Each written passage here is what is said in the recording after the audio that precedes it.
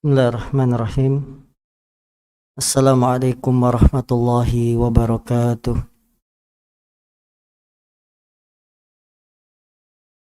Alhamdulillahi rabbil alamin.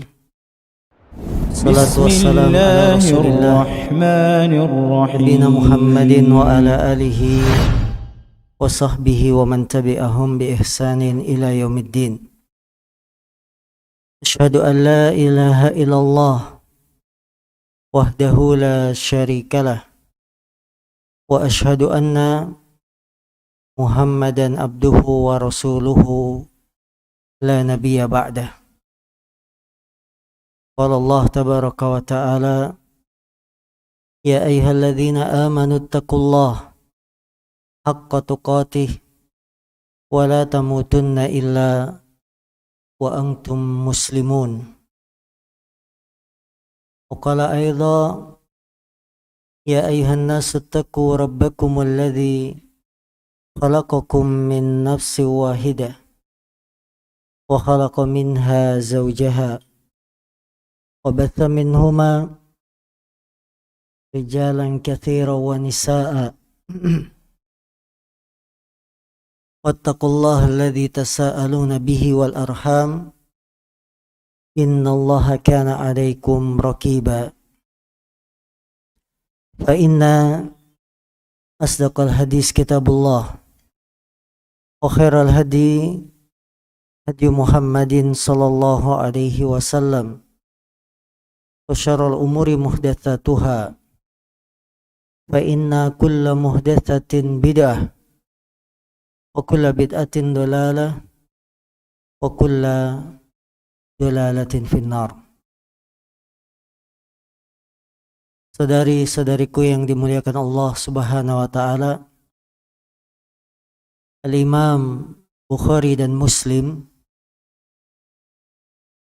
meriwayatkan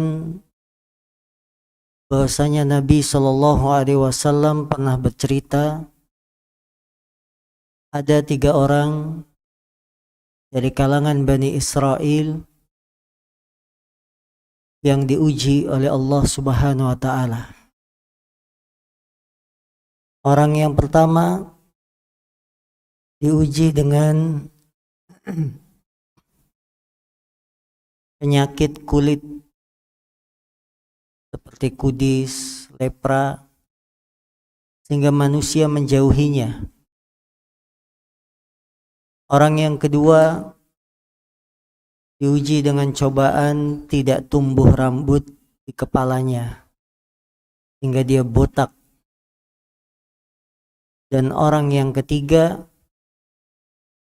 tidak bisa melihat alias buta.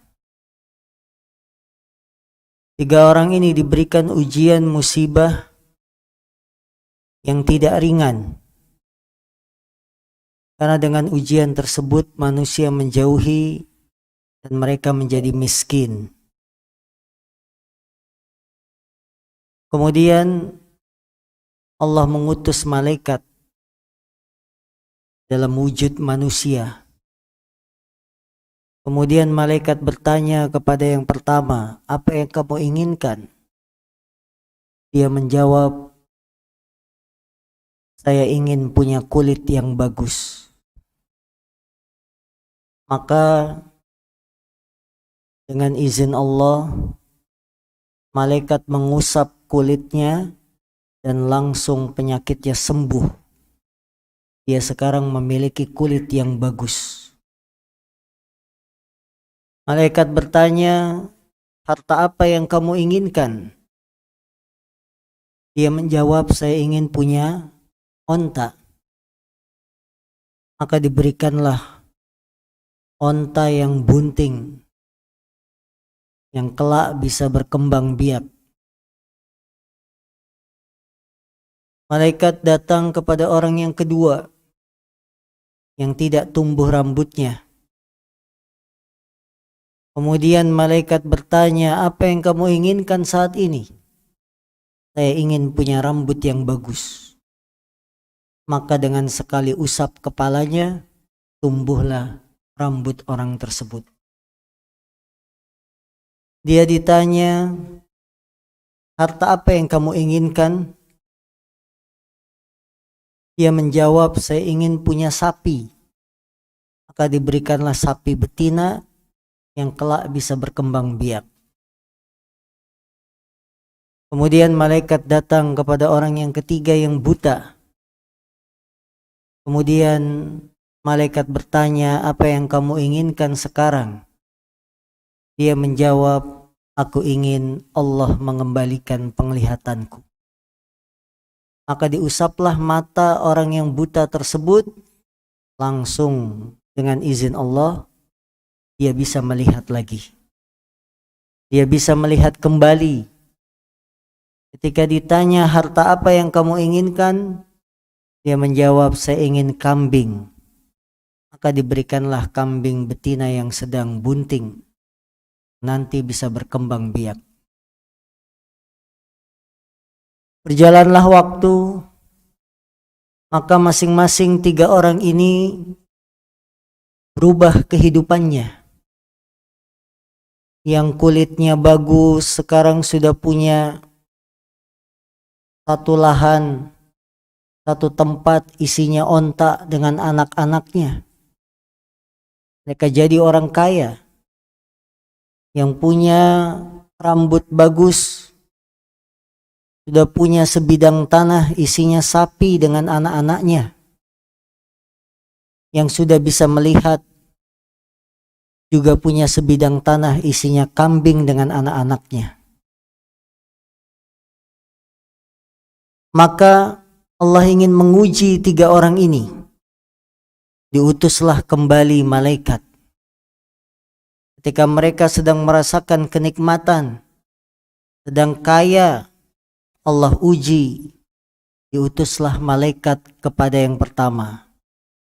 Dengan menyamar, menjelma, jadi manusia yang miskin, kulitnya jelek. Malaikat menyamar datang dengan bentuk rupa seperti dia dulu. Kulitnya jelek, miskin. Kemudian malaikat ini berkata, wahai Tuan, saya datang dari jauh. Saya kehabisan bekal. Berilah saya sedikit dengan apa yang kamu punya.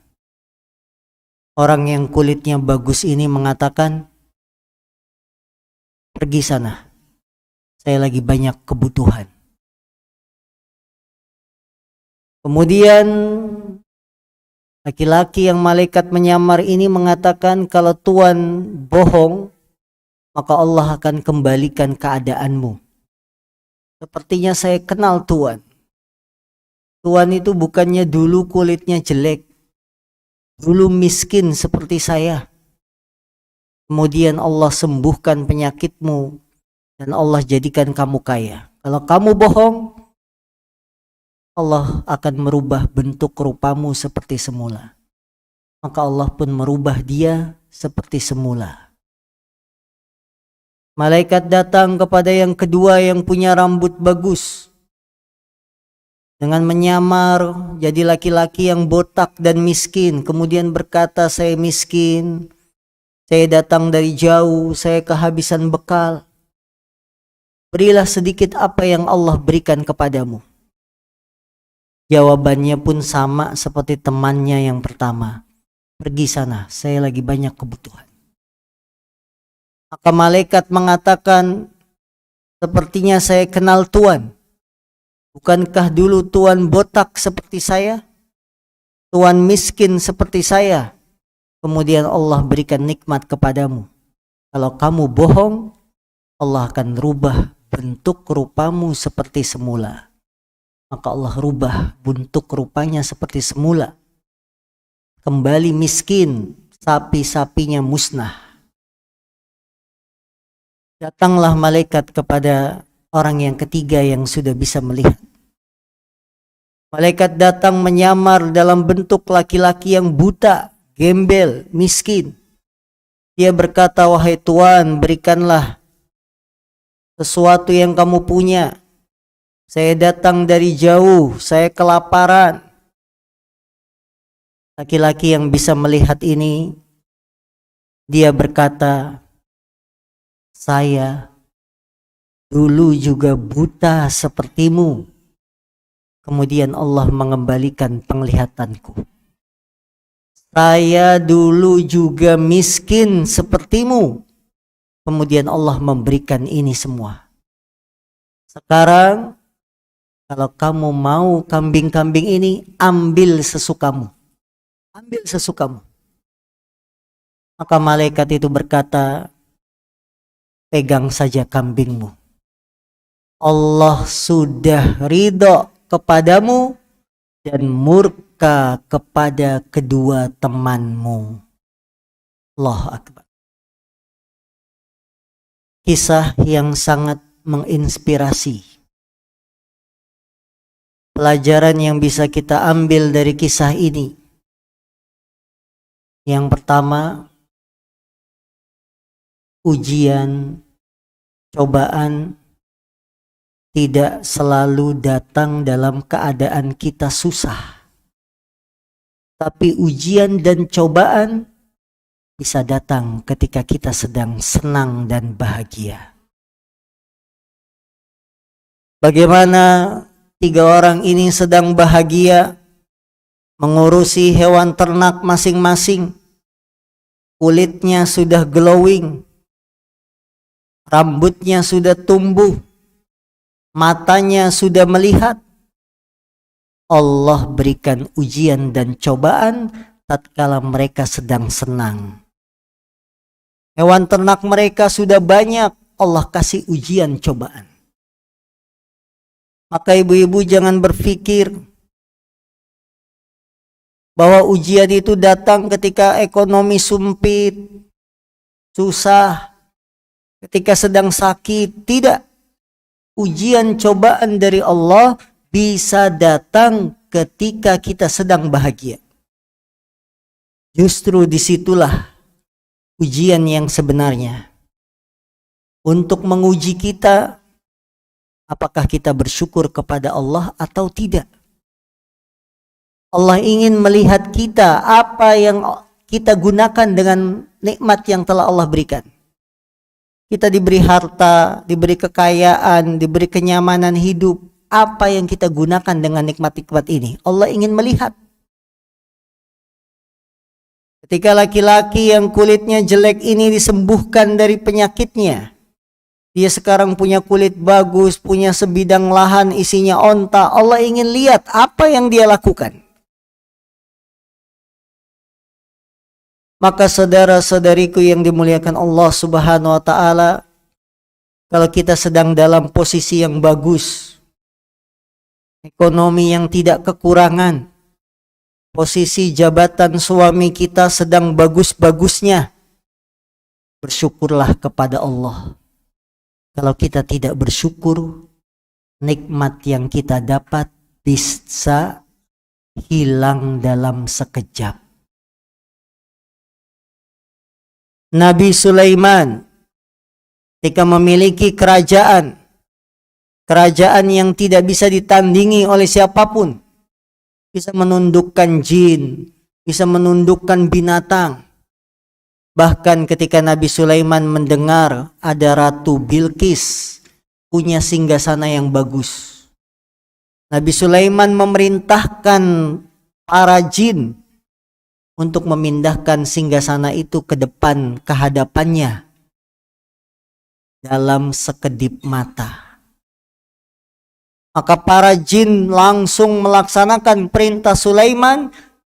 Sebelum saat Sulaiman berkedip 1 kali, singgasananya sudah ada di hadapannya. Apakah Nabi Sulaiman sombong? Tidak.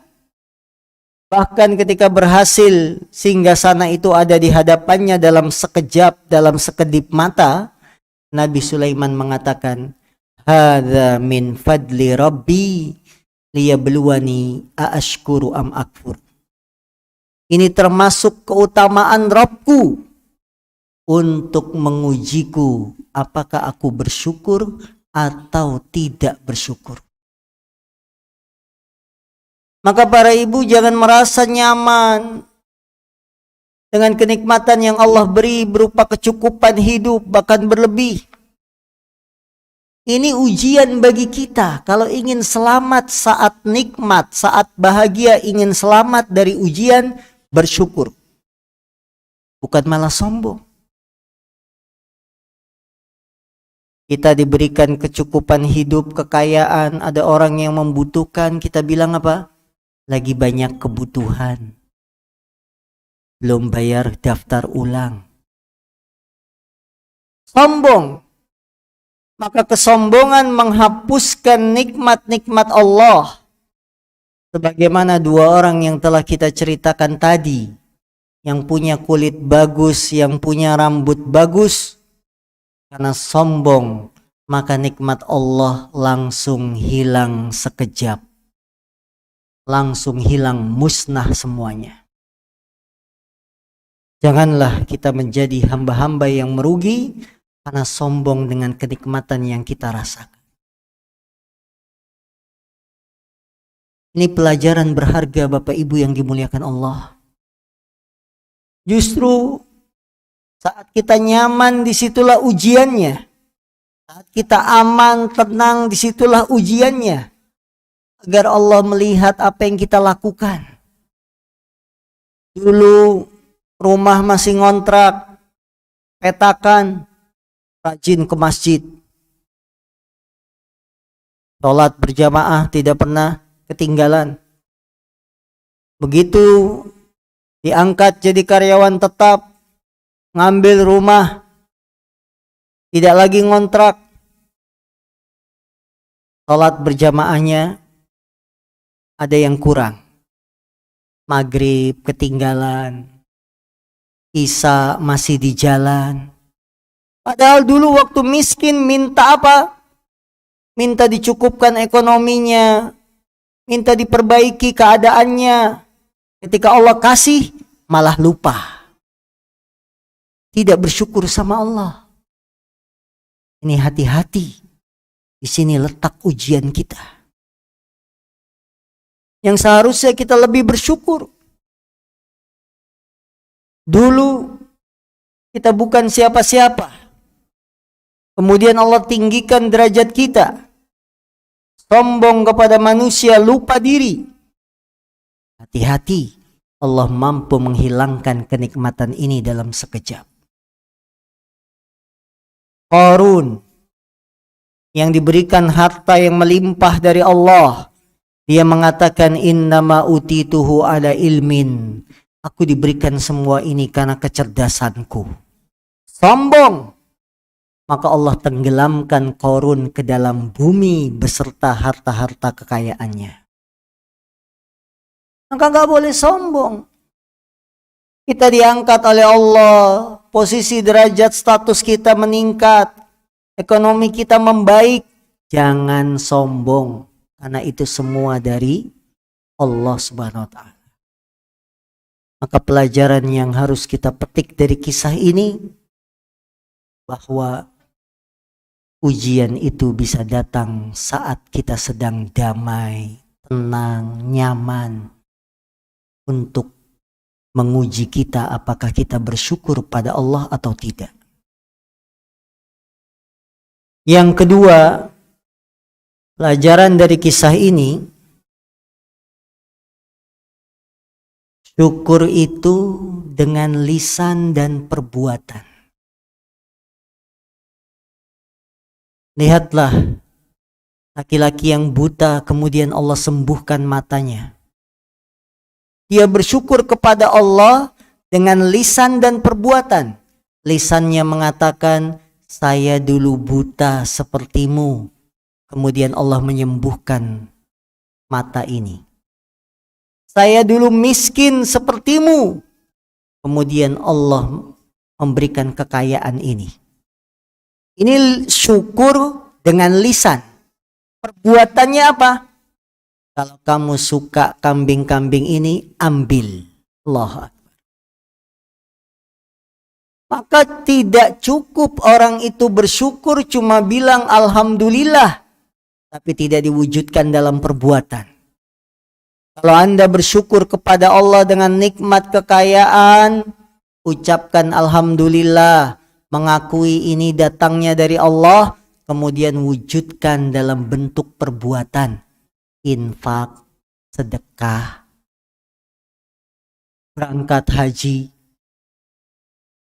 Tidak hanya pengakuan lisan, tapi syukur itu harus diwujudkan dengan perbuatan. Ambil kambing-kambing yang kamu suka, karena dia sadar itu dari Allah. Nabi kita Shallallahu Alaihi Wasallam, beliau rajin salat tahajud. Ketika istrinya bertanya, wahai Nabi, kenapa engkau rajin salat sampai kaki-kakimu bengkak? Nabi menjawab, afala an akuna abdan syakura. Apakah saya tidak boleh menjadi hamba yang bersyukur? Allahu Akbar. Nabi Muhammad memaknai syukur dengan rajin sholat malam. Itulah hakikat syukur yang sebenarnya. Yang ketiga, pelajaran juga para ibu yang bisa kita petik dari cerita kisah ini, kekayaan bukan tanda Allah cinta seseorang. Kekayaan bukan tanda Allah cinta seorang hamba.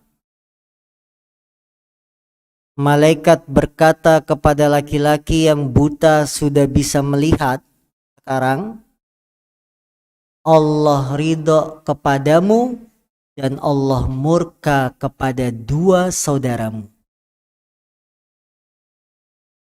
Yang kulitnya bagus, punya sebidang tanah isinya onta, kaya. Yang rambutnya bagus, punya sebidang tanah isinya sapi, kaya. Tapi apakah Allah ridho kepada mereka?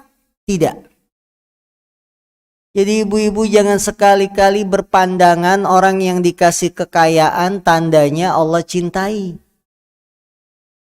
Enaknya dia ya, jarang ke masjid tapi rumahnya gedong, mobilnya bagus. Saya tiap hari ngaji ke masjid begini-gini aja, masih jualan cilok. Jangan. Kekayaan bukan tanda Allah cinta pada seseorang. Lihatlah para ibu, raja-raja yang hidup di zaman Nabi Muhammad, yang mereka dapat kiriman surat dari Nabi Muhammad supaya masuk Islam. Mereka raja-raja Romawi, Persia. Piringnya terbuat dari emas. Kalau makan, piringnya terbuat dari emas. Gelasnya dari emas, sendoknya, garpunya dari emas. Permadani karpetnya bagus. Apakah tanda Allah ridho kepada mereka? Tidak, sama sekali tidak. Tapi lihat keadaan Nabi kita di zaman itu, yang menyebarkan Islam, berdakwah, ngirim surat ke raja-raja. Lihat keadaan Nabi Muhammad saat itu. Beliau mengembala kambing, dibayar dengan upah yang murah. Beliau Shallallahu Alaihi Wasallam, tikar yang dipakai untuk sholat sudah sangat lusuh. Sampai sahabat Umar bin Khattab menangis melihat tikar yang dipakai sholat Nabi sudah jelek, berbanding terbalik dengan Raja Romawi yang permadaninya bagus. Beliau Nabi Muhammad Sallallahu Alaihi Wasallam 3 bulan tidak masak, hanya makan kurma, minum air zam-zam. Beliau saat perang Khandaq, perutnya diganjel batu karena menahan lapar. Apakah tanda Allah benci kepada Nabi Muhammad? Tidak.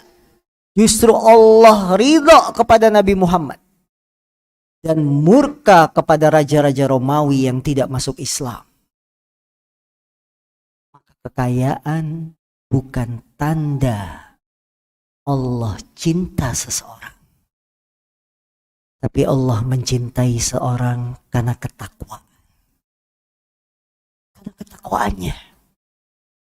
Ini pelajaran yang sangat penting dari kisah ini. Kadang-kadang kita tertipu melihat orang-orang kafir diberikan kekayaan, diberikan dunia, kita merasa iri, bahkan menyangka-nyangka Allah tidak sayang sama saya, berprasangka buruk kepada Allah. Ini persangkaan yang jelas-jelas salah, karena kekayaan itu bukan tanda Allah cinta sama kita.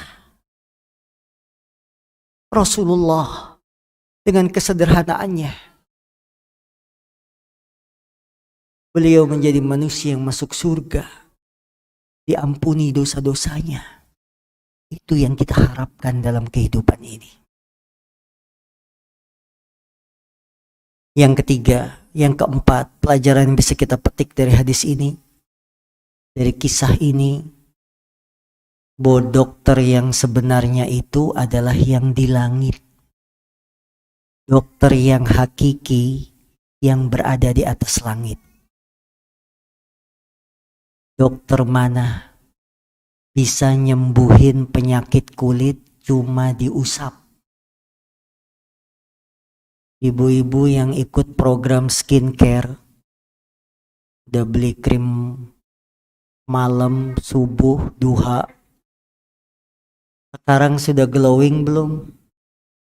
Udah berapa bulan? Tapi Allah Maha Mampu.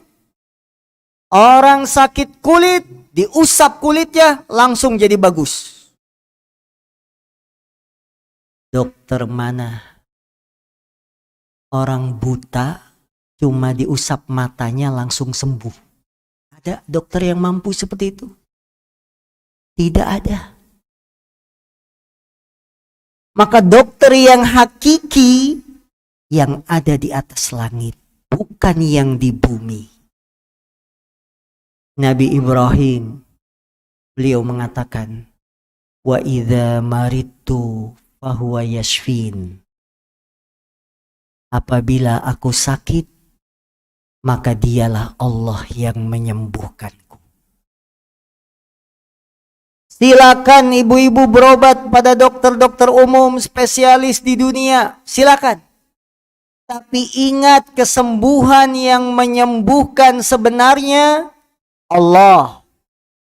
Bukan dokter-dokter yang ada di dunia ini. Mereka hanya sebagai sarana, perantara. Ketika kita sakit, jangan mengapalin obat. Kalau saya minum obat ini pasti sembuh. Ketika kita sakit, jangan yang diingat dokter langganan kita. Tapi ingat Allah, Allah yang menyembuhkan. Allah bisa menyembuhkan penyakit dalam sekejap.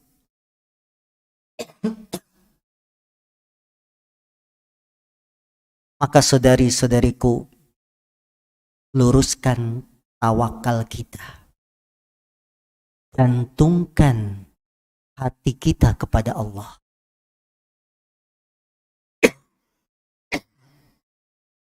Karena dialah yang maha menyembuhkan. Saya teringat cerita dari jamaah. Seorang ibu yang punya anak sakit stroke, tidak bisa berdiri, tidak bisa bergerak, badannya sudah hanya di kasur. Akhirnya anak ini dibawa ke dokter umum, berobat. Setelah dicek, dokter umum angkat tangan, tidak tahu ini sakit apa. Dirujuk ke dokter spesialis. Dokter spesialis meriksa, tidak ketahuan sakit apa ini anak. Akhirnya anak ini dibawa ke RSCM. Apa RSCM? Rumah Sakit Cipto. Orang sakit dibawa ke RSCM itu penyakit ringan atau berat? Berat. Karena di sana dokter-dokter ahli berkumpul. Diperiksalah di RSCM, seluruh yang ada di sana pun angkat tangan. Gak tahu ini sakit apa. Tidak terdeteksi apakah sarafnya, apakah apa. Tidak bisa. Dia sudah menghabiskan banyak harta. Motor dijual, mobil dijual. Sudah banyak uang dia keluarkan untuk mengobati anaknya. Tapi tidak ada yang bisa mengetahui sakit apa. Tidak ada yang bisa menyembuhkan. Tidak ada yang bisa merubah kondisi anaknya. Akhirnya si ibu ini hanya bisa pasrah kepada Allah. Sambil mengingat-ingat dosa-dosa yang dulu mungkin dia lakukan sama anaknya. Barangkali dia pernah memarahinya, membentaknya. Dia pokoknya pasrah kepada Allah. Dia berserah diri kepada Allah. Dia masih ingat ada Allah. Di tengah kepasrahannya, dia ambil aqua gelas. Kemudian dia bacakan Al-Fatihah. Setelah selesai membaca Al-Fatihah, diminumkan aqua gelas tersebut kepada anak tersebut. Anak yang sedang berbaring sakit, tidak bisa bergerak apa-apa. Takdir Allah. Setelah minum satu gelas aqua gelas ini, si anak langsung bangun berdiri seolah-olah tidak pernah merasakan sakit. Allahu Akbar. Sekarang anaknya sudah sehat, kelas SMA. Dia habiskan hartanya, ternyata obatnya segelas aqua yang harganya tidak lebih 500 perak. Dia habiskan hartanya. Obatnya hanya segelas aqua gelas 500 perak. Siapa yang menyembuhkan? Allah. Dokter-dokter dunia angkat tangan. Ternyata Allah Maha mampu memberikan kesembuhan. Maka para ibu luruskan tawakal kita. Luruskan bagaimana cara pandang kita bahwa yang menyembuhkan penyakit adalah Allah Subhanahu wa Ta'ala. Ini sebagai mukaddimah kita agar kita terinspirasi dari kisah yang diceritakan oleh Nabi Shallallahu Alaihi Wasallam dalam hadis riwayat Bukhari dan Muslim, agar kita bisa mengambil pelajaran. Oh, dalam kehidupan ini ujian bisa datang ketika kita senang, bahagia. Yang cara lolos dari ujian ketika bahagia adalah dengan bersyukur. Kemudian kembali kepada Allah. Berserah diri kepada Yang Maha Kuasa. Kajian kitab kita 100 dosa yang diremehkan wanita, halaman 52.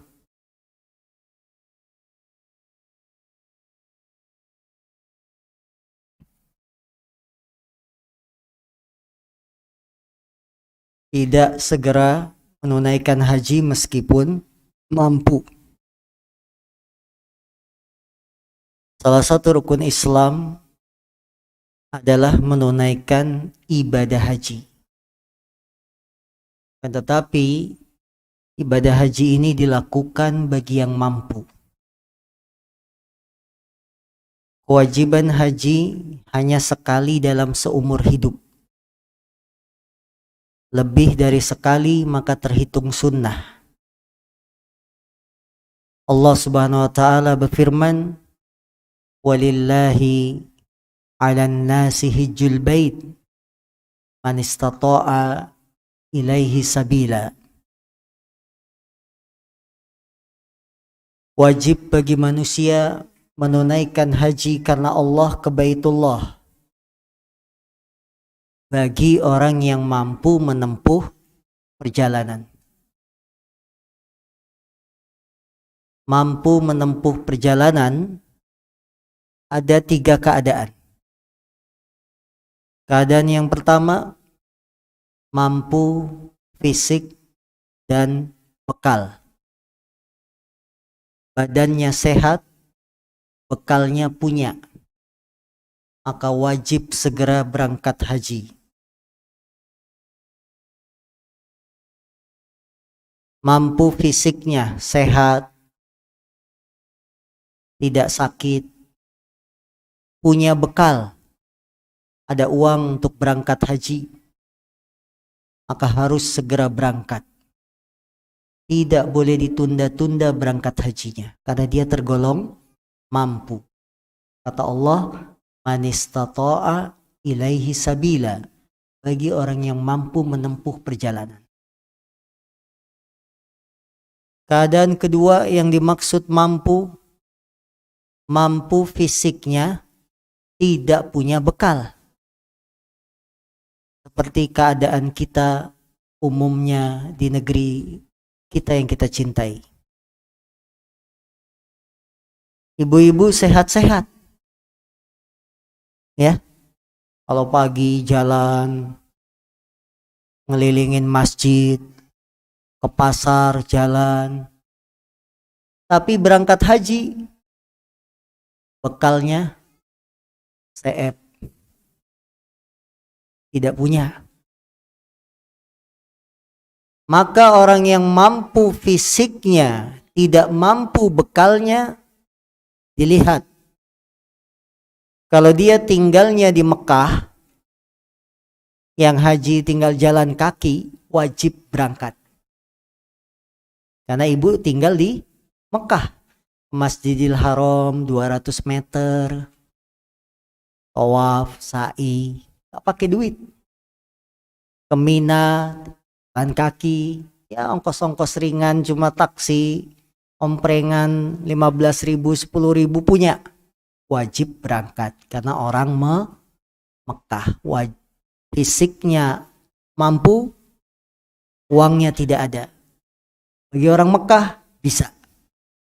Namun bagi yang di luar Mekah, yang butuh biaya haji yang besar, haji reguler untuk dapat porsi saja harus setor 25 juta. Untuk haji khusus untuk dapat porsi $5.000, 75 juta. Tidak mampu, maka tidak wajib berangkat. Karena kemampuan syarat wajibnya berangkat haji. Keadaan ketiga yang disebut mampu bekalnya fisiknya tidak sehat. Dia punya uang, dia punya tabungan, kaya, tapi badannya lumpuh. Apakah wajib berangkat haji? Padahal dia lumpuh. Tidak bisa bergerak, hanya di kasur. Kalau dibopong-bopong juga akan kesulitan nanti di pesawat. Saat tawaf sulit. Maka orang yang semacam ini, dia tidak wajib berangkat, tapi wajib menugaskan orang, mewakilkan kepada orang lain untuk haji. Karena dia punya uang. Uang yang dia punya, panggil seorang yang sudah haji.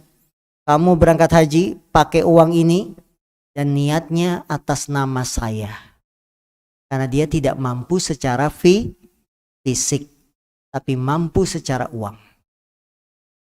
Inilah keadaan manusia dilihat dari kemampuan. Karena haji adalah wajib bagi yang mampu, maka orang yang tidak segera menunaikan haji, dia berdosa. Rasulullah mengatakan, man aradal hajja falyata'ajjal. Barang siapa yang mempunyai keinginan haji, hendaklah dia segerakan. Hendaklah segera dia tunaikan, jangan ditunda-tunda.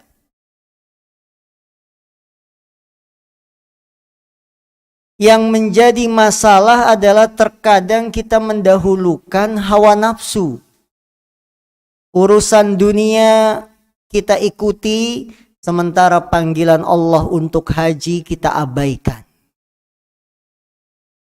Renovasi rumah dari 1 lantai menjadi 2 lantai, yang setidaknya bisa memakan biaya 200 juta lebih. Kita mampu, tapi untuk haji nanti. Engke. Tidak boleh. Kenapa kita mendahulukan urusan dunia? Padahal dengan uang 200 juta itu kita bisa berangkat haji khusus. Ya, haji khusus ONH Plus hanya ngantri 5 tahun saja bisa berangkat dengan biaya 200 juta. Kita beli mobil yang harganya di atas 300, mampu. Tapi untuk haji tidak mau berangkat. Takut kalau tawaf nanti keinjek kakinya. Takut desak-desakan. Ini tidak boleh.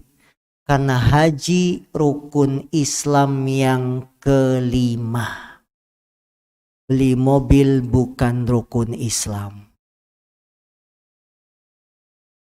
Maka ibu-ibu yang dimuliakan Allah, kalau kewajiban itu sudah sampai pada diri kita, segera berangkat. Jangan ditunda-tunda karena kita tidak tahu apa yang terjadi di masa yang akan datang.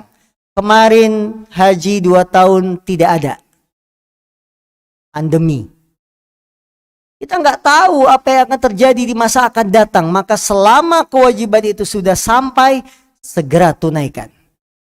Dalam riwayat lain disebutkan, fa innahu qad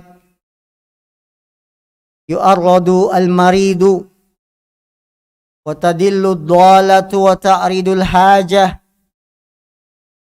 Fa innahu qad yamradu al-maridu.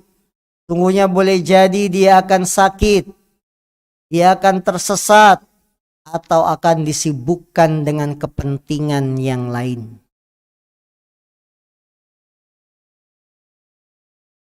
Kita nggak tahu, mungkin sakit, mungkin nanti ada kebutuhan hajat yang lain. Maka jangan tunda-tunda untuk melaksanakan ibadah haji kalau kemampuan itu sudah sampai. Ibadah haji yang pahalanya sangat besar.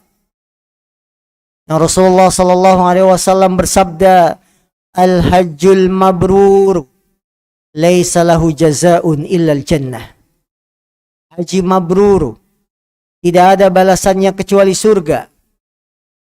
Di dalam hadis yang lain Rasulullah mengatakan, man hajja falam yarfus walam yafsuq raja'a kayaumi waladathu ummuh. Barang siapa yang menunaikan haji, dia tidak berkata-kata kotor, tidak berbuat dosa, maka akan diampuni dosa-dosanya sebagaimana dia baru dilahirkan dari rahim ibunya. Orang yang haji tidak berbuat dosa, tidak berkata-kata kotor, akan dilahirkan kembali seperti dia baru dilahirkan dari perut ibunya. Bersih dari dosa.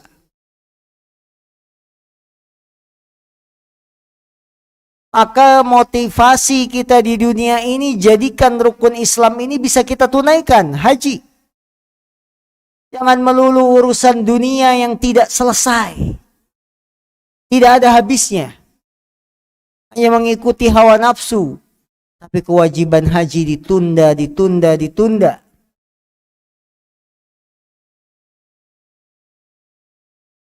Saudariku yang dimuliakan Allah Subhanahu wa taala, segera berangkat haji. Kenikmatan bisa bersimpuh di rumah Allah. Kenikmatan bisa berdoa menghadap rumah Allah. Mengalahkan kenikmatan-kenikmatan dunia yang lainnya. Bagi yang belum diberikan kemampuan, berdoa pada Allah. Karena haji itu bukan masalah mampu atau tidak, tapi panggilan dari Allah. Banyak orang yang mampu tidak berangkat haji. Kita minta kepada Allah. Karena kalau kita berangkat haji menjadi tamu-tamunya Allah. Kalau sudah jadi tamunya Allah, Allah akan kabulkan permintaan-permintaan kita. Rasulullah bersabda, Al-hujjaju wal-ummar wafdullah. Ja'ahum fa'ajabuh wasa'aluh wa'atahum. Orang-orang yang berangkat haji dan umrah, mereka adalah tamu-tamu Allah. Ja'ahum, Allah panggil mereka untuk haji, Allah panggil mereka untuk umrah. Fa'ajabuh, mereka memenuhi panggilan Allah. Mereka mengatakan secara serempak, labbaika Allahumma labbaik. Ya Allah, aku penuhi panggilan. Labbaik Allahumma labbaik. Labbaika la syarika laka labbaik. Aku penuhi panggilanmu ya Allah yang Engkau Maha Esa. Tidak ada ilah yang berhak diibadahi kecuali Engkau. Engkau tidak memiliki tandingan.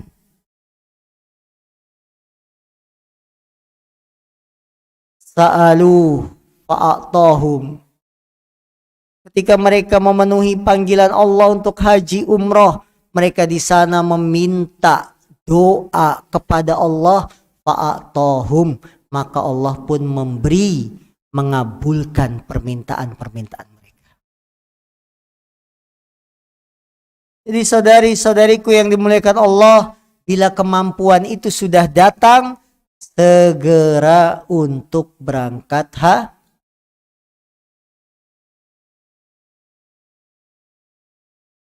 Para wanita juga sama, terkena kewajiban ini.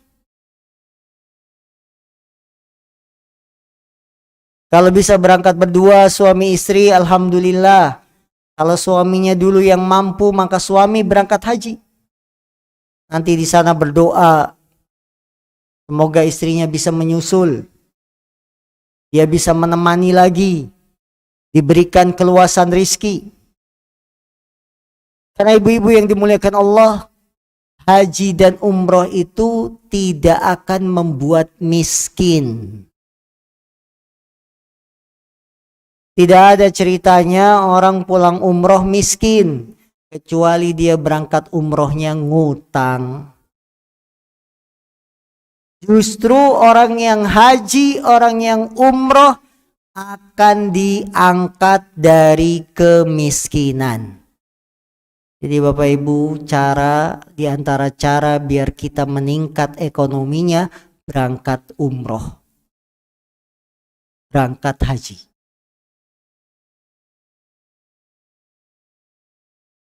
Orang misalkan menabung ya sudah cukup 25 juta, umroh kan segitu ya paling murah. Dia bisa berangkat 25 juta umroh.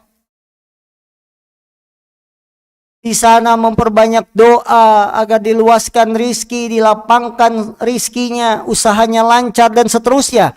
Pulang-pulang umroh tidak mungkin miskin karena dia sudah ngeluarin 25 juta. Allah ganti dari jalan-jalan yang tidak bisa dihitung, tidak bisa diterka. Dari mana saya bisa dapat ini? Ya. Allah ganti. Asalkan niat umroh haji kita benar-benar ikhlas, memenuhi panggilan Allah Subhanahu wa Ta'ala. Dan Bapak Ibu, haji itu ibadah yang sangat asik, menggabungkan antara ibadah fisik, badan, dengan ibadah harta. Nikmat bisa haji.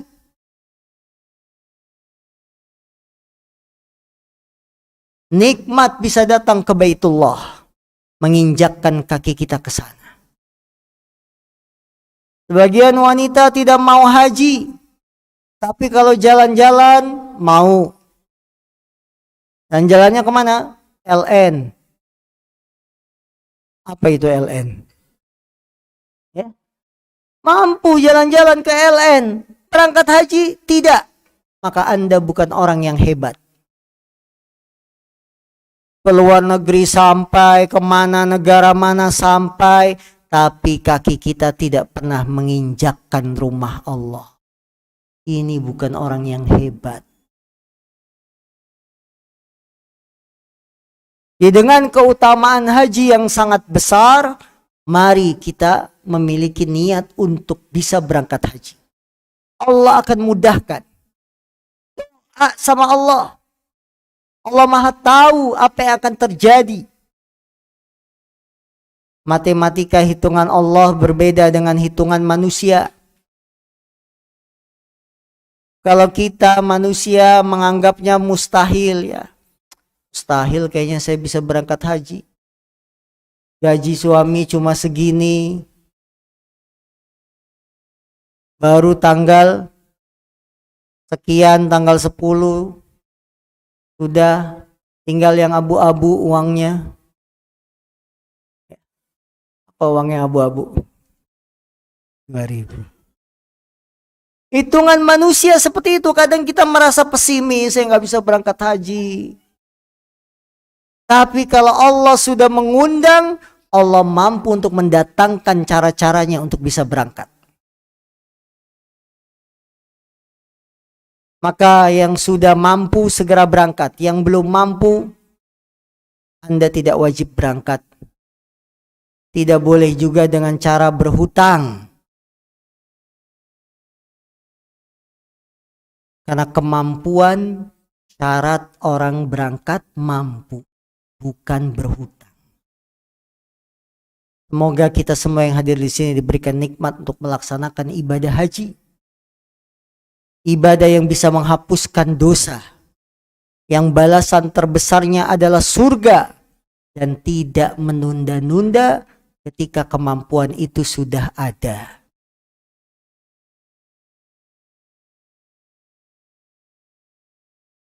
Penyimpangan berikutnya nomor 14, seorang wanita berpuasa sunnah tanpa seizin suaminya. Padahal suaminya ada di sisinya.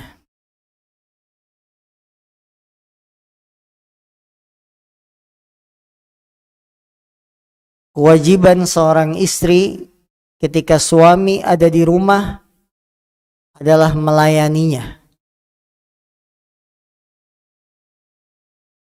Suami yang bahagia adalah yang betah di rumah.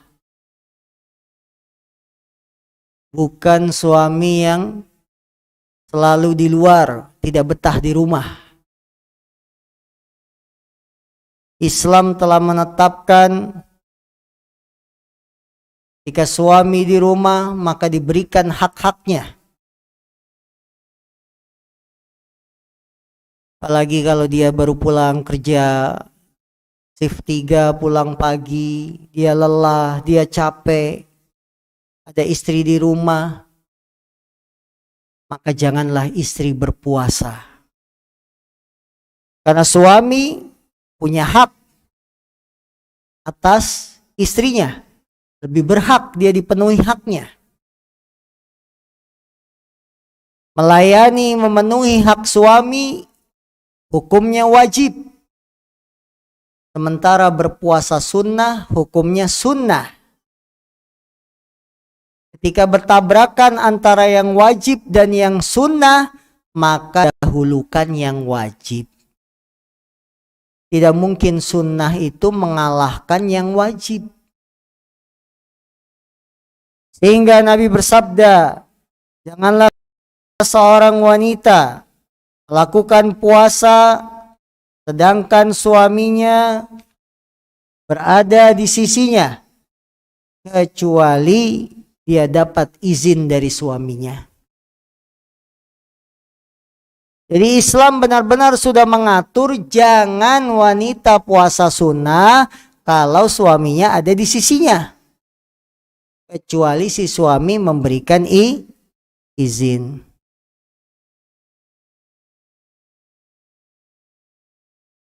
Sehingga saudari-saudariku yang dimuliakan Allah, Apabila kita telah menunaikan kewajiban kepada suami, insya Allah pahala sunnah pun kita dapat. Karena kita mendahulukan yang wajib, melayani suami. Para ibu, para ukhti muslimah,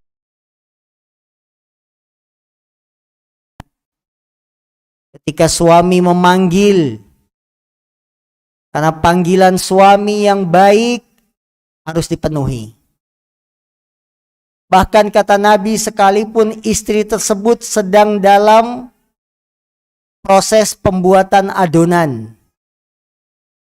sedang membuat adonan, sedang ngaduk, dipanggil suaminya, datang. Rasulullah SAW, beliau bersabda, barang siapa seorang wanita manapun yang tidak memenuhi panggilan suaminya ketika dipanggil ke ranjang, ke kasur, maka malaikat akan melaknatnya sampai subuh. Malaikat akan melaknatnya sampai pagi hari. Betapa pentingnya memenuhi panggilan suami. Dan ini termasuk kunci kebahagiaan.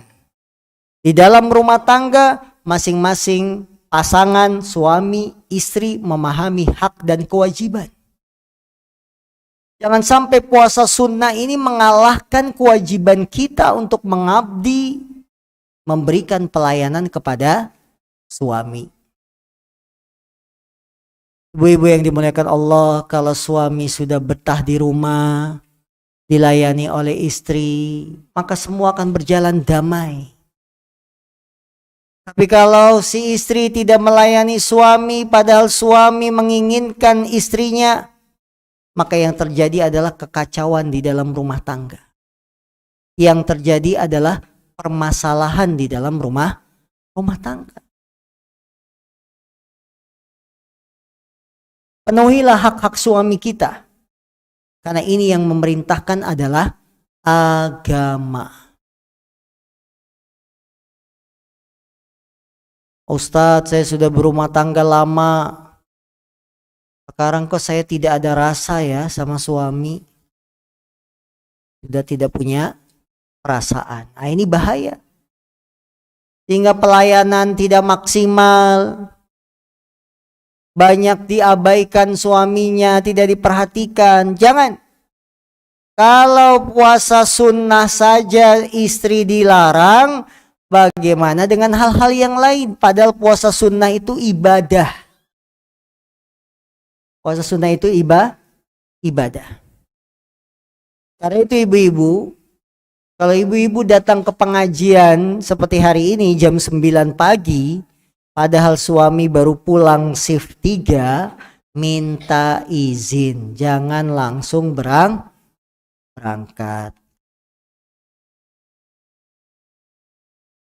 Jangan langsung berangkat. Karena suami punya hak.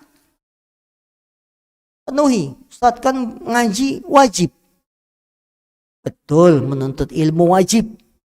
Tapi ketika bertabrakan suami membutuhkan kita, ketaatan kepada suami lebih didahulukan. Apalagi ibu ngajinya sudah banyak. Senin tahsin, Selasa bahasa Arab, ya, Rabu kursus fotografi, Kamis belajar tata boga, Jumat udah banyak keluar rumah. Sudah banyak belajarnya, kemudian ketika datang giliran shift 3 suami pulang pagi, penuhilah, layanilah suami kita dengan senang hati, insya Allah berpahala. Insya Allah menjadi pembuka pintu surga bagi para wanita.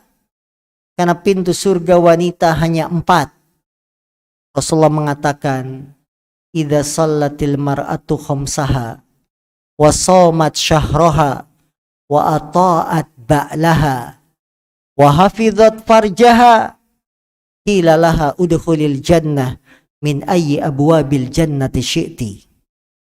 Apabila wanita salat 5 waktu, puasa Ramadan, taat suami, menjaga kehormatan, maka akan dikatakan kepada wanita tersebut, masuklah ke dalam surga dari pintu mana saja yang kamu inginkan.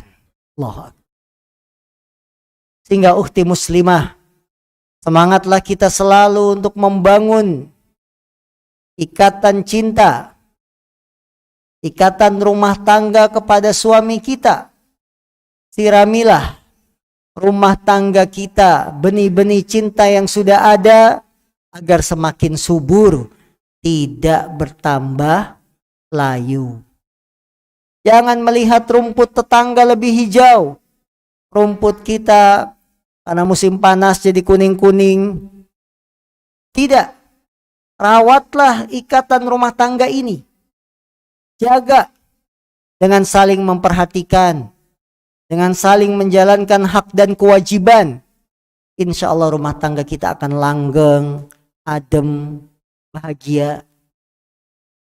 Tapi kalau sudah ada salah satu pihak, baik suami atau istri, melalaikan hak dan kewajiban, tidak menjalankan kewajiban, tidak memenuhi hak, yang terjadi adalah percikan-percikan, keributan-keributan dalam rumah tangga yang bisa menjadi awal dari perpisahan. Maka saudari-saudariku ukhti muslimah, perbaikilah diri kita. Kembalilah kepada Allah, ikutilah sunnah Nabi, belajarlah ilmu agama agar kehidupan kita semakin diberkahi oleh Allah Subhanahu wa taala, yang dengan demikian rumah tangga kita juga akan semakin baik. Allah taala alam. Ada berapa pertanyaan yang perlu dijawab?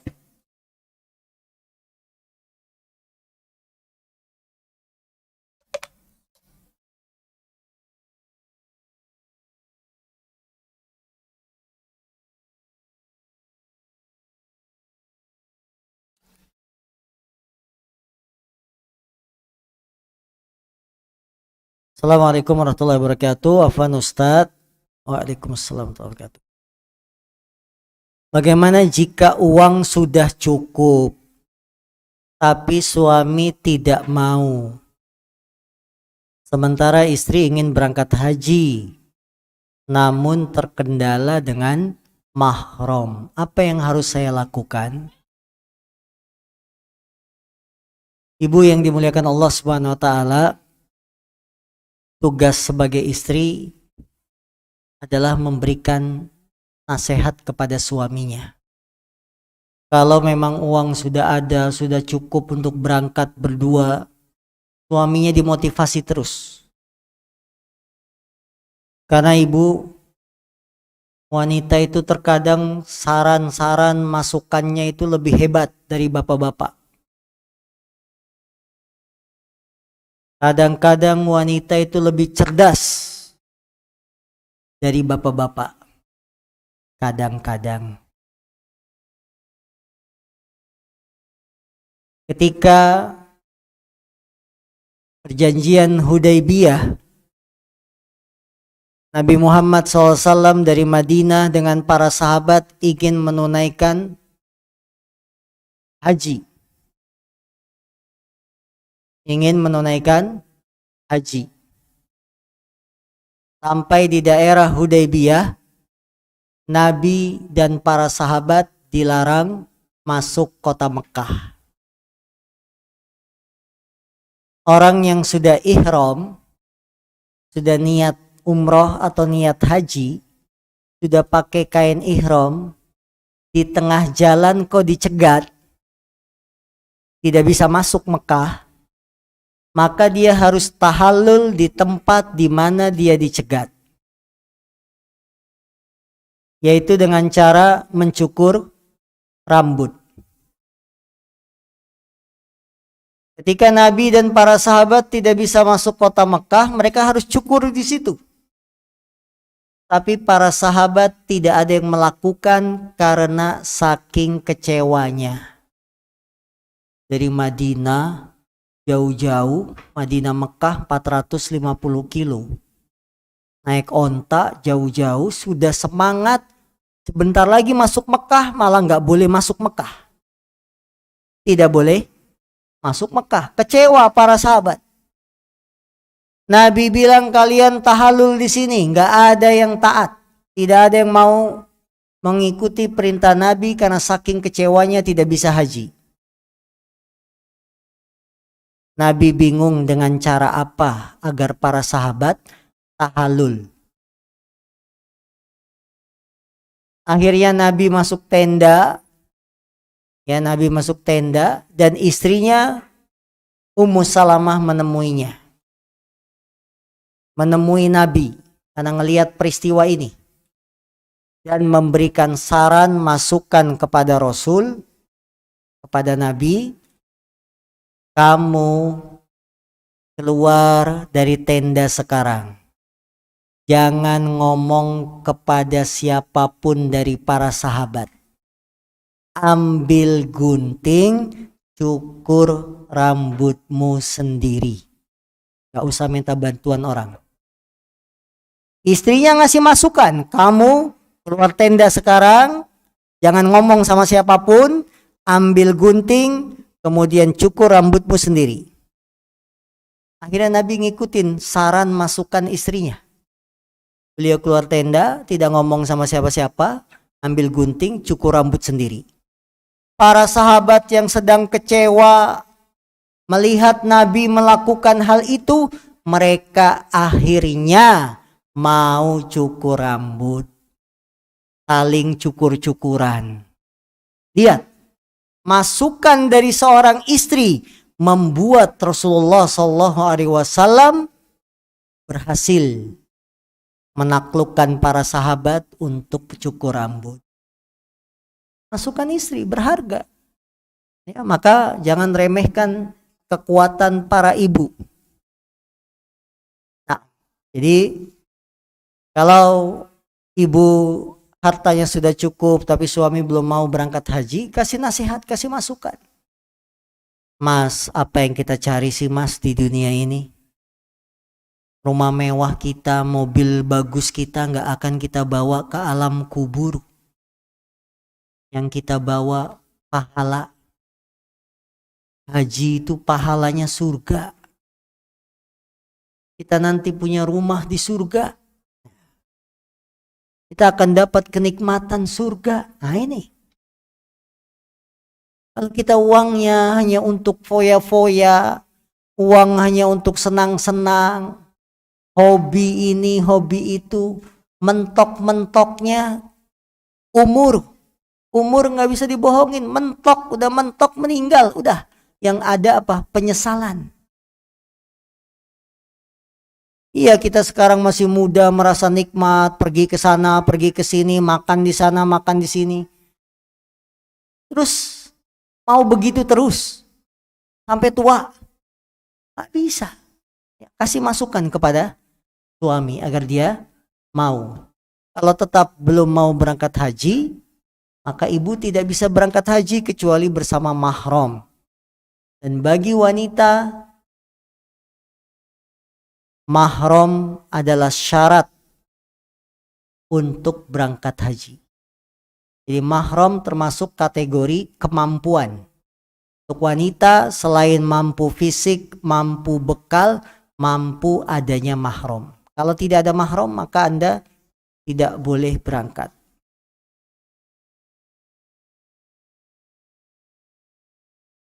Jika suami hanya mampu berhaji sendiri, tapi suami lebih memilih umroh dulu saja bersama istri dan anak.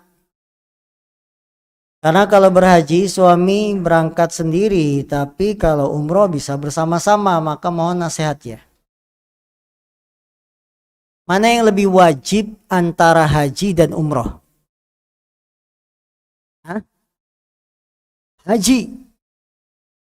Kalau rukun Islam itu sudah tercapai, ya kita untuk berangkat haji bisa punya kemampuan itu, maka yang harus didahulukan itu adalah rukun Islam, yaitu haji. Dan tidak ada rukun Islam umroh. Rukun Islam itu apa ya? Haji. Dengan demikian, di sini para ulama memberikan kaidah, idza tazahama adadul masalih yuqaddamul a'la minal masalih. Kalau bertabrakan antara beberapa kebaikan, maka dahulukan kebaikan yang punya keutamaan lebih besar, yang punya manfaat lebih besar.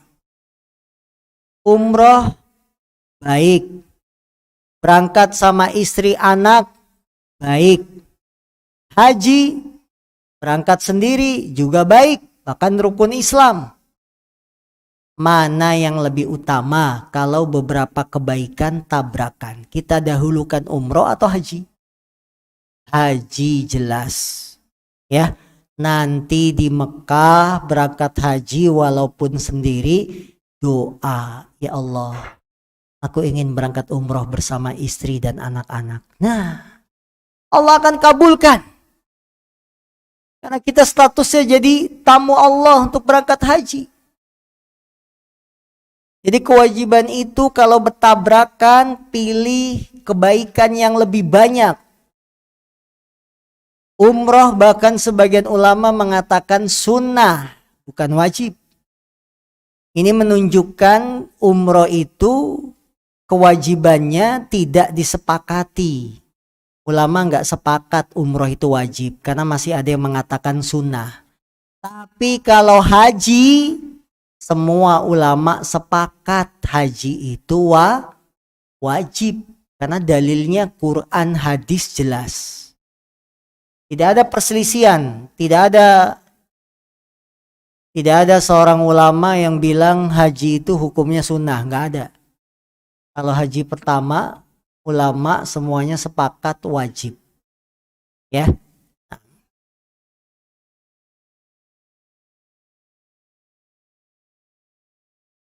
Apakah seorang tetap dikatakan sombong, tidak bersyukur jika ada orang yang akan pinjam uang tetapi kita tidak memberinya karena orang itu tidak amanah sebelumnya?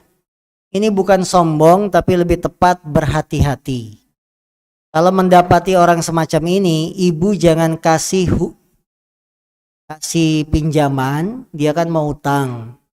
Jangan dikabulkan pinjamannya, tapi kasih aja ongkos buat minum es 20.000, 50.000. Insya Allah besok nggak datang lagi. Betul? Dan ini yang saya praktekkan kepada saudara yang nggak amanah, kepada temen yang nggak amanah. Dia datang mau minjem uang, saya nggak kasih. Minjemnya 1 juta, saya kasih 100.000. Ini buat anak-anak jajan. Udah, besok nggak datang lagi. Ibu tenang, gak mikirin pinjaman, gak mikirin nagih, ikhlas karena kita ngasih. Ya, dia juga senang. Kasih uang buat ongkos pulang. Ini, kadang kita kan istilahnya serba salah. Kalau saya minjemin tekanan batin, saudara masa gak dipinjemin? Udah dipinjemin gak bayar-bayar, mau nagih malu, gak nagih butuh. Akhirnya kepikiran, kebawa sholat, gak bisa tidur. Mendingan kalau ada orang yang mau minjem, kita gak kasih jumlah pinjemannya, kita sedekah. Ya, ikhlas, selesai dia. Hati kita nyaman, kita dapat pahala. Nggak mikirin utang, nggak mikirin nagih, dia juga senang, tidak terbiasa hutang. Ini cara yang efektif kalau pengen mengajarkan orang berhenti dari hutang. Ya, udah kasih berapa seikhlasnya ibu buat beli es gitu ya, nggak datang lagi dia besok. Nah, ini, jadi kalau ada orang yang meminjam dan kita lihat tidak amanah, maka jangan dipenuhi. Jangan dikabulkan permintaan pinjamannya, tapi kita sedekah saja seberapa yang kita kasih. Ini cara yang efektif dan sudah saya lakukan, alhamdulillah. Mohon nasihatnya Ustadz, bagaimana cara agar hati kita selalu bersih? Hati yang bersih adalah hati yang tunduk terhadap perintah Allah, tunduk terhadap perintah Rasul Sallallahu Alaihi Wasallam, taat dengan menjalankan kewajiban, meninggalkan larangan. Itu hati yang bersih. Dan hati yang bersih itu tidak bisa dicapai kecuali dengan kembali kepada Allah, dengan beribadah, dengan membaca Al-Quran, dengan mengikuti sunnah Nabi. Itu hati yang bersih. Apakah dengan termasuk salah? Apakah dagu termasuk salah satu aurat wanita? Dagu, masalahnya apakah dia ikut wajah atau ikut leher? Kalau wajah, apakah wajah wanita aurat? Jawab, yang harus ditutup, gak boleh dibuka sama sekali walaupun wajah? Tidak, wajah wanita bukan aurat, tapi lebih utama ditutup dengan alasan menghindari fitnah, bukan karena auratnya. Nah, kalau dagu dikatakan ngikut ke wajah, maka bukan aurat. Tapi kalau dia ngikutnya ke leher, leher itu aurat. Mana yang lebih dekat? Hah? Dia disebut leher atau wajah? Di dagu tempat tumbuhnya jenggot. Maka para ulama mengatakan jenggot juga dicuci karena masuk wajah. Kalau jenggot dikatakan leher, adakah anggota wudhu leher? Ibu-ibu kalau wudhu lehernya diusap enggak? Tidak. Nah ini. Jadi ibu-ibu tentukan dulu posisi dagu itu di mana? Di wajah atau di leher? Kalau kita anggap leher, ya sudah dia aurat. Konsekuensinya kalau berwudu nggak kena dagu nggak apa-apa, orang leher. Perintah berwudu itu mengusap apa? Wajah, bukan mengusap leher. Kalau rambut, yang diusap rambut, bukan tengkuk belakang. Kadang-kadang ada wanita tengkuk belakang juga diusap, nggak ada. Karena dia bukan rambut kepala. Nah, jadi kita kembalikan mana posisi dagu, ikutnya ke leher atau ke wajah. Kalau ke wajah, apakah wajah wanita aurat? Bukan aurat. Nah, sehingga ketika ibu-ibu pakai jilbab, penitinya, jilbabnya di bawah dagu, tidak ada masalah dagunya kelihatan. Karena dia ikut ke wajah. Tapi kalau dianggap dia ikut ke leher, maka ibu pakai jilbabnya, bagian bawahnya di bawah bibir. Dagunya harus ketutup, seperti orang Turki. Bagian orang Turki itu kalau pakai kerudung lucu, dagunya ketutup. Kalau kita orang Indonesia kebanyakan dagunya terbuka karena penitinya di bawah sini. Apakah kita perlu umroh dulu sebelum berangkat haji, Ustadz? Setiap kalau ibu-ibu haji pasti umroh. Karena haji itu ada 3 model, 3 jenis. Haji tamattu, haji qiron, haji ifrad. Orang Indonesia umumnya itu hajinya tamattu. Apa itu haji tamattu? Haji yang didahului umroh, kemudian haji. Haji tamattu adalah haji yang didahului umroh pada bulan-bulan haji, Dzulqa'dah, Dzulhijjah. Kemudian nanti pada tanggal 8 Dzulhijjah baru berangkat haji. Jadi kalau orang berangkat haji, pasti dia dapat umroh.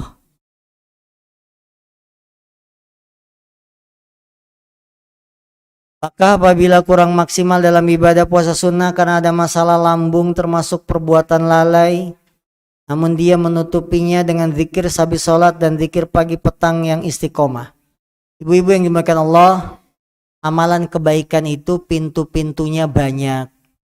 Kalau kita tidak maksimal puasa sunnah, masih ada pintu-pintu kebaikan yang lain.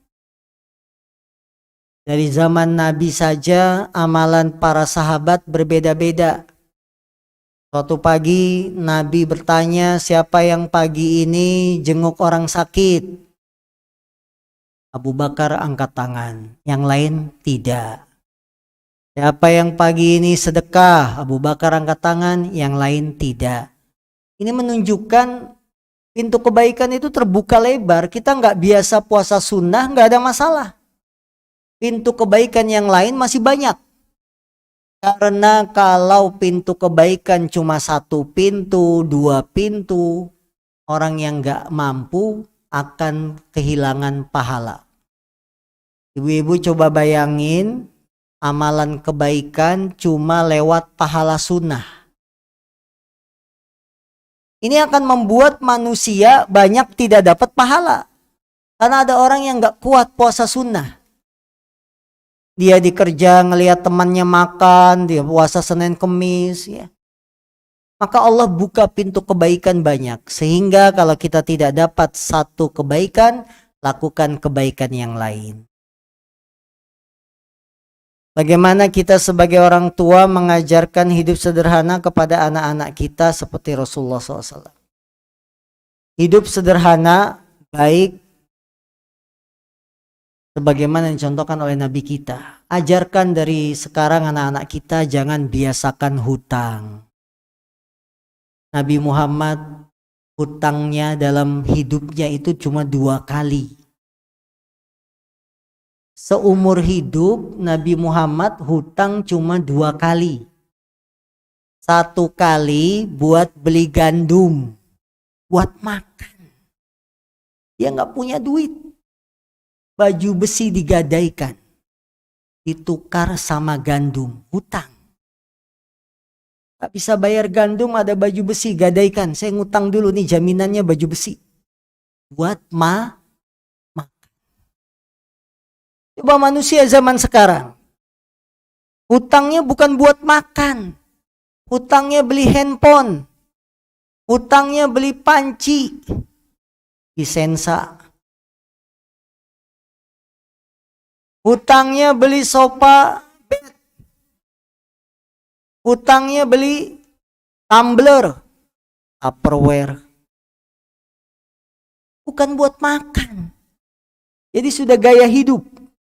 Ajarkan anak kita. Jangan sekali-kali ngutang untuk gaya hidup. Mau ganti HP, ganti kendaraan, nggak usah. Yang kedua, Nabi hutang itu untuk membiayai biaya operasional perang. Nabi nggak punya uang untuk operasional perang. Kan harus ada senjata, ada kuda. Ngutang Nabi. Jadi bukan suatu yang mewah hutang itu. Ya. Ajarkan sederhana bagaimana cukup dengan apa yang kita punya. Dengan memperbanyak sedekah. Ya. Nah, bagaimana cara mohon kepada Allah SWT atas luka hati yang saya alami atas perbuatan zolim saudara ipar. Selama ini saya sudah berdoa minta ikhlas namun selalu teringat perbuatan zolim tersebut. Kalau saudara ipar ini orang bodoh, maka lupakan. Khudhil afwa wa'mur bil urfi wa'arid anil jahilin. Berilah maaf, perintahkan kebaikan, dan tinggalkan orang yang bodoh. Berilah maaf, tinggalin orang yang bodoh. Karena kalau kita ingat-ingat kezaliman orang, kita tidak akan fokus beribadah. Sekarang sudah fokus dengan diri kita sendiri. Ibadah, fokus sama anak, fokus sama suami, fokus banyak pahala. Nah, itu saja kita lakukan. Karena kalau semua harus dipikirin nanti susah. Ya. Apalagi ibu-ibu itu kan mainnya perasaan, banyak pikiran. Mau tidur, nggak bisa tidur. Ingat, utang. Ingat, belum masak ini, belum itu. Ya, udah fokus saja supaya hidup kita tenang. Apabila keluar darah haid sudah mendekati waktu siklus haid, namun keluarnya sedikit dan cuma sekali dan tidak keluar dikira haid jadi tidak sholat. Bagaimana hukumnya? Kalau kekuning-kuningan flek sebelum masa haid, itu tidak dianggap haid. Tidak dianggap haid kalau sebelum masa siklus. Begitupun kalau masa siklusnya sudah habis. Kebiasaan haidnya 7 hari, sudah 7 hari habis, suci, kemudian ada flek, itu juga tidak dianggap haid. Allahu a'lam. Suami saya sampai sekarang belum mau mendaftar haji, padahal secara finansial menurut saya sudah mampu dan lebih memilih untuk membeli tanah. Bagaimana sebaiknya sikap saya sebagai istri? Sudah coba mengingatkan tapi malah sering menjadi pertengkaran. Apakah boleh istri mendaftar haji sendiri tanpa suami? Boleh kalau ada mahram. Suami nggak mau daftar, ibu punya uang, istri punya uang sendiri, berangkat. Jadi kalau istrinya yang mampu, maka istrinya lah yang daftar. Karena ibu-ibu, kewajiban itu kalau sudah sampai sama kita, kita dulu yang menunaikan. Kita dulu yang menunaikan. Karena kewajiban itu sudah sampai pada diri kita. Ibu-ibu misalkan punya tabungan, sudah wajib zakat. Maka ibu bayar zakat, jangan nungguin suami bayar zakat. Karena ini uang-uang kita, tabungan-tabungan kita, sudah wajib zakat ya kita bayar. Kita sudah wajib haji ya kita berangkat. Jangan nungguin suami. Karena nanti masuk surga ibu tidak akan tunggu-tungguan. Kita masuk surga nungguin suami enggak? Tidak. Man batta'a amaluhu lam yusri' nasabuh. Apa kata Nabi? Orang yang lambat amalannya. Amalannya lambat. Disuruh haji malah beli tanah. Maka nasab keturunannya tidak akan bisa membuat cepat. Orang yang lambat amalannya, nasab keturunan tidak berguna. Kalau amalannya lambat, di sini menunjukkan kita tidak tunggu-tungguan masuk surga. Ada yang masuk surga secepat kilat. Ada yang masuk surga seperti kuda kencang berlari. Ini menunjukkan orang nanti masing-masing sesuai amalan. Maka kalau di akhirat kita masuk surga sesuai amalan kita, di dunia jangan tunggu-tungguan. Mau sholat bareng suami, suaminya nonton bola dulu. Nggak boleh, kita istri sholat, matiin TV, bang, ayo sholat. Itu jangan tunggu-tungguan. Karena masuk surga kita tidak tunggu-tungguan. Ada yang secepat ya buruk dengan sekali kedipan mata sudah sampai surga. Ini menunjukkan orang masuk surga itu sesuai dengan amalannya masing-masing. Maka kalau suami lambat dimotivasi. Kalau dimotivasi nggak mau ya sudah kita jalan. Saya dan suami sudah berhaji. Terkadang ada teman yang bertanya tentang haji. Bagaimana agar terhindar dari riya setelah berhaji. Dijelaskan ya hajinya dengan baik, cara-caranya begini. Kalau sudah beribadah tidak ada riya, ibadah sudah selesai, sudah. Ibu-ibu sholat sudah selesai, ditanya sudah sholat belum, sudah. Itu bukan riya. Riya itu sebelum ibadah, di tengah-tengah ibadah. Itu riya. Kalau sudah selesai ibadah ya sudah. Kita tinggal ikhlas, jaga hati, dan tidak ada riya setelah selesai ibadah. Allahu a'lam. Subhanakallahumma bihamdika asyhadu an la ilaha illa anta astaghfiruka wa atubu ilaik. Walhamdulillahirabbil alamin. Assalamualaikum warahmatullahi wabarakatuh. Bismillahirrahmanirrahim.